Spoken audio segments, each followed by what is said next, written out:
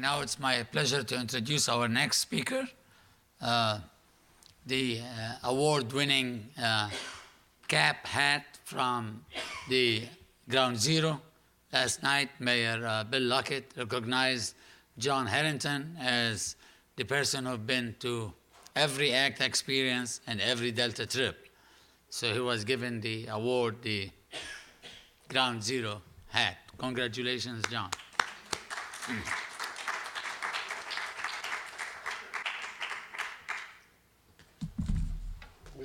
We live for small triumphs. I'm going to do something a little different than anything I've done before.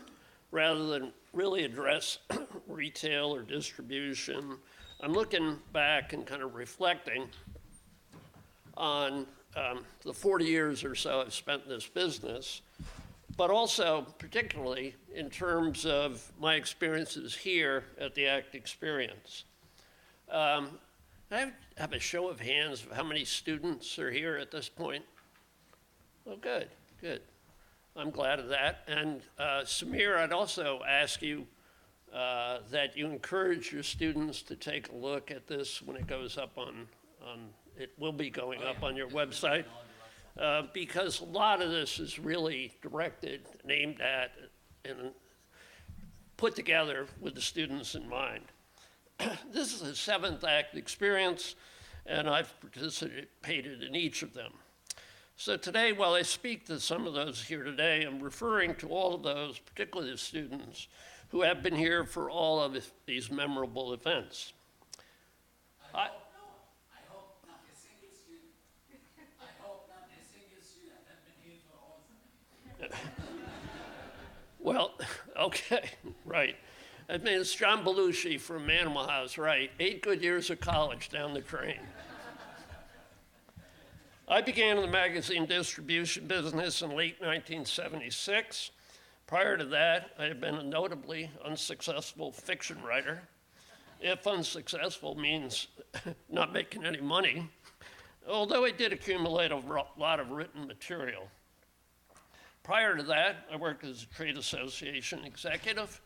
Probably the main reason that I was hired by a trade group that represented magazine and book wholesalers.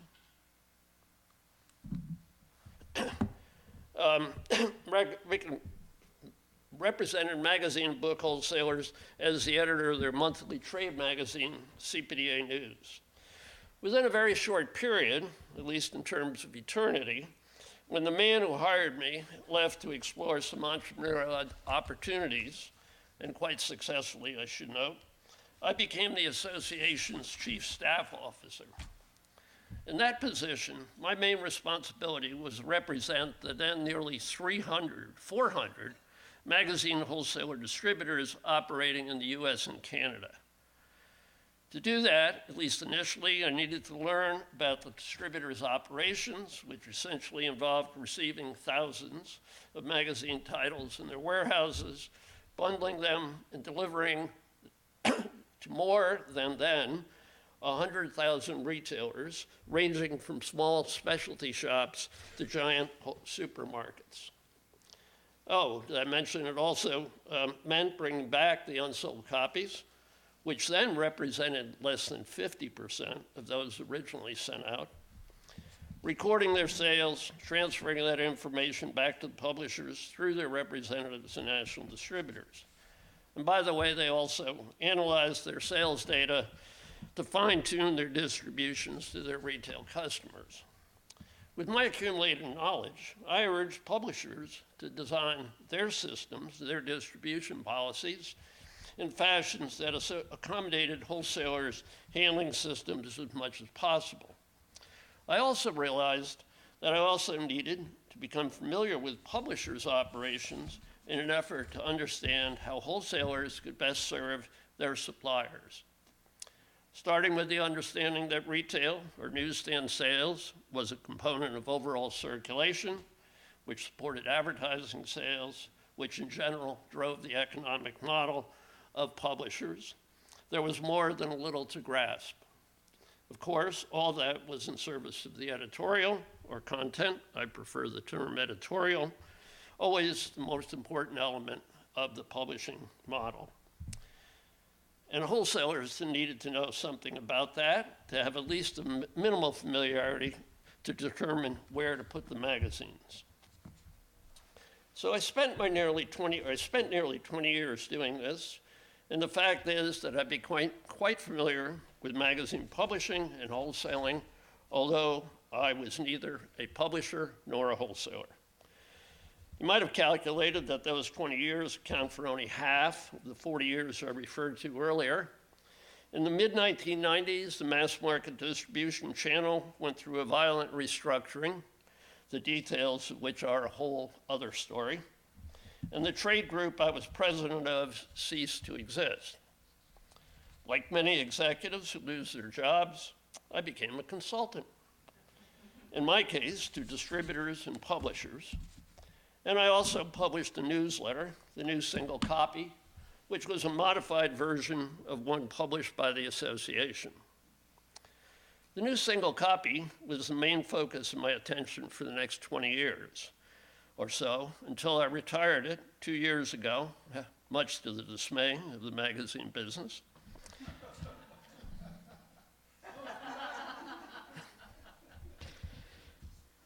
As even the most casual observer is well aware, the magazine business, well beyond the distribution channel, has changed radically over those past 2 decades, even to the point where it is in many circles referred to as magazine media.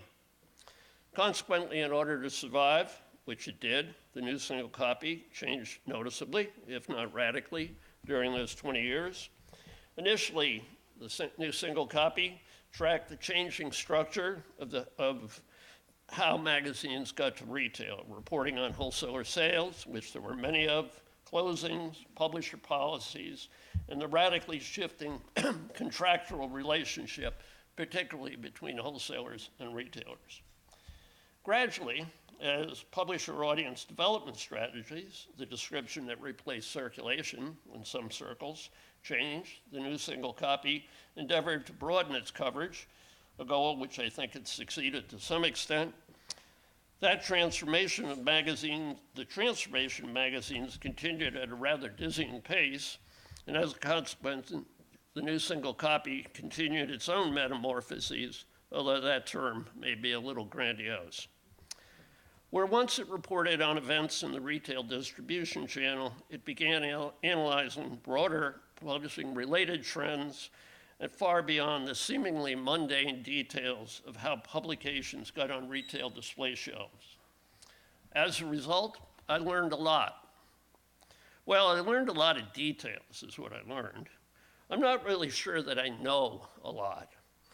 Meaning, unlike a few of my good friends, particularly Bob Bosaks and Samir Bubba Husni, as I like to refer to him, I'm quite sure I don't know where the broad magazine media business is going. Everyone here knows that the magazine environment has undergone a shocking transformation in the past decade. Start with my growing up place, retail sales of the newsstand. 2007 was the last good year. Since then, unit sales, as we've been hearing an awful lot about over the last day or so, unit sales have cratered down by an estimated 70%, and the dollar volume is about half of what it was a decade ago. The retail sell-through figure is nearly 60% when I got my feet wet, is now closer to 20%. 20%. Customers used to steal that many copies. Maybe they still do. Subscription sales for audited publications on the surface have maintained their numbers. Of course, as the analysis of my friend Bear Davis makes clear, those numbers are propped up by a variety of tactics, such as verified circulation, sometimes referred to in a cynical way as free, from other gimmicky sources, such as very cheap subscriptions, and the number of titles that are audited has shrunk substantially. For a while, publishers thought that digital replica sales, tablets, particularly the iPad, would replace losses of print on paper sales. Did not happen. Not only have their numbers disappointed, but there is no consensus on how to categorize their numbers. Throw on top of this, a steadily shrinking advertising segment, and the future of the traditional magazine business is perilous, if not desperate. As one response to this, the industry's trade organization, once the Magazine Publishers of America, and now MPA, the Association of Magazine Media, produced a new measure of magazine audience. For a long time, well, actually forever, as far as veterans of the business are concerned, audience was measured by the Audit Bureau of Circulation, ABC, now AAAM, the Association of Audited Media. Every 6 months, it issued reports on the subscription and single copy sales of leading publications. To measure advertising health, the Publishers Information Bureau, an arm of the MPA, counted the ad page sales of many of those same titles. However, in late 2014, MPA announced those measurements no longer provided an accurate portrait of magazine media's reach and/or the health of the publications, and introduced its own new product, Magazine Media 360, which promotes a broad audience that includes, in addition to print, which includes that part of it, print includes newsstand and subscriptions and tablet sales, social media, internet, video, and, well, several other platforms, another term that's come into vogue in the digital age. In this environment, where a like on social media is comparable to a buy of a hard copy of a print magazine, the audience for magazines is apparently one of the fastest growing in all media. I'll let you evaluate that claim for yourselves. Frankly, from my limited, perhaps jaundiced perspective, the leaders of magazine media are not entirely sure where they are going. Back in 2010, at an AAM conference, Justin Smith, then the president of the Atlantic Media Group, which had been quite successful in its digital ventures and who is now CEO of Bloomberg Media, said that in the future, the years from 1996 to 2020 will be known as the fog period, when no one knew what was going on. I think his words remain valid. Perhaps that's how Donald Trump got elected president. A few times over the years, I described the difficulty of keeping up with the pace of change in the business as similar to grappling with Zeno's paradoxes. For the students, do they still cover that in Philosophy 201 these days? Or is there a philosophy department? I'm not sure. In one of his paradoxes, Zeno maintained that an arrow could never reach its target because first it would have to travel half the distance to the target. And after having reached that point, it would then have to travel half the remaining distance. From there on, it would always have half the remaining distance left to traverse. Now, Zeno was part of a movement known as the Sophists, who were part, in turn, of a movement called the Stoics. Get it? Sophistry. However, in today's magazine media universe, the truth may well lie within this paradox. While we may never get to where we're intending to go, we will get somewhere. I just do not know where that is. So as I stand here rambling on in circles about the future of magazine media, it is probably only fair to mention that having at one time harbored some likely unwarranted literary ambitions, I was just absolutely delighted when 40 years or so ago, I got a job in the publishing business. Even if it was only in a peripheral capacity, for all those following years, I took pride in having part in bringing the publications that informed and entertained the American public, well, the North American public, really, to the mass market. The mass market distribution channel was a very small d democratic system. Thousands, many thousands, of titles flowed through it, representing varying levels of journalistic quality. However, I like to think that more often than not, excellence prevailed in the long arc of the publishing history. Oh, sure, some dubious publications made their way through the channel, although that may not be as off the wall as I thought it once was. Sorry. However, more often than not, the newsstand brought great journalism to consumers. This is the cover of the New Yorker that was published immediately after the September 11th of 2001, and it's the shaded versions or the shadow versions of the World Trade Center on the cover. I think probably certainly different than the dog cover we saw earlier, but probably as important a cover as we've ever seen, one I enjoyed the most. And also, I'll just note in passing that the New Yorker is, to my way of thinking, the best magazine ever. Anyway, so next I want to move on a little to what I've learned. For me, during those years, my focus out of necessity was on, to use my host Samir Husni's phrase, ink on paper, because that's what made my work personally interesting and enjoyable. Frankly, for all the talk about magazine media, for those leaders in it whose roots are in traditional print magazines, their focus appears to be more on the development of new forms of media rather than print.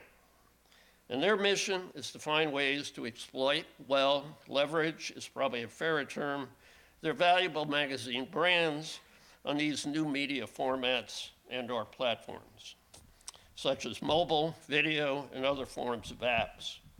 And truthfully, as I've indicated, I am woefully unqualified to offer predictions or guidance in any of those areas.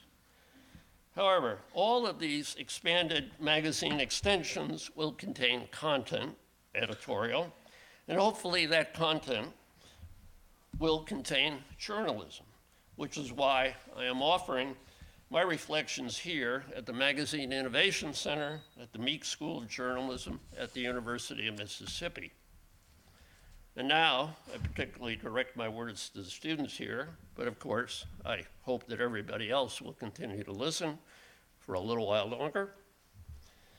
To the students, as your careers unfold, many of you will not necessarily be involved in writing the journalism contained in the future's many media formats, whether it be print publications like magazines and newspapers, or internet news and enthusiast sites, apps, or even presently unimaginable platforms. However, whether you are in sales, in production, or in audience development, AKA circulation and distribution, you will still be involved in journalism, which is what I always felt I was involved in for the past 40 years.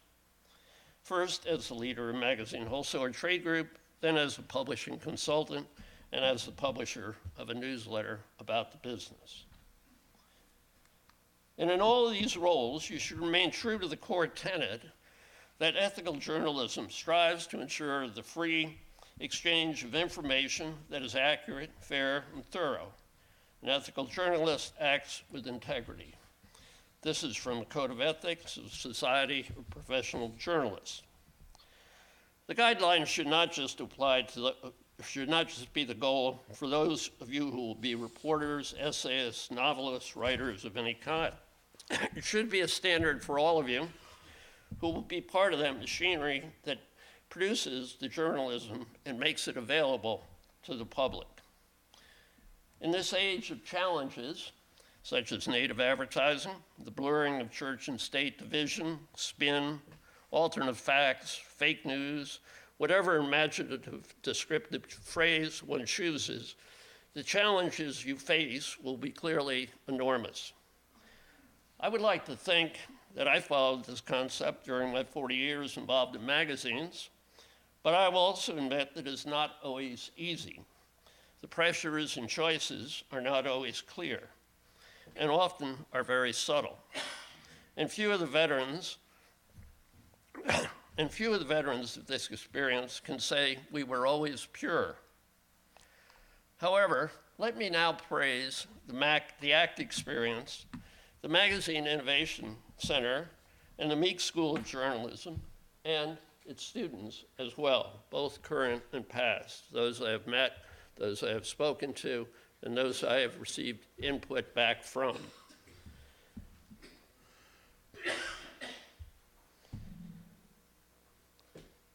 ACT has done much more than educate. It has done much more than educate future generations of journalists. By exposing me to the creativity and energy of its students, it has given me a greater recognition of the significant role that our business, no matter what our form of contribution to it is, plays in a free society, in our democracy, and in our responsibility to be true to its values. And for that, I thank the school, and I thank you, the students, as well. Thank you.